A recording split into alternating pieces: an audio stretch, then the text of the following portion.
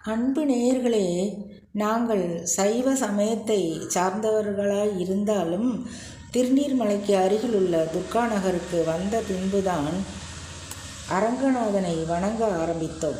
அவனுக்குரிய விரதங்களை மிகவும் கவனமாய் கடைபிடிப்போம். ஒவ்வொரு புரட்டாசி மாதமும் ரங்கநாதனுக்கும் சுயம்பு துர்க்கையம்மனுக்குமாகவே எங்களது பூஜைகளும் விரதங்களும் அமைந்தன. தெய்வங்கள் அமைத்து கொடுத்தார்கள்.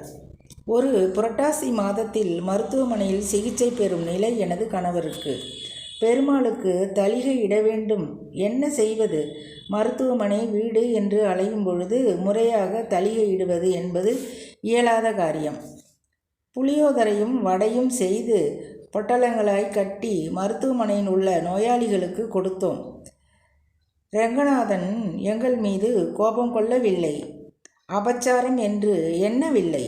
மாறாக தூய அன்பு மனங்களும் புதிய நட்புகளுமாய் எங்களை சேர்ந்தன.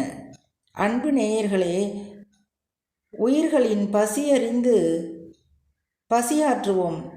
இறைவன் விருப்பமாய் ஏற்றுக்கொள்வான்.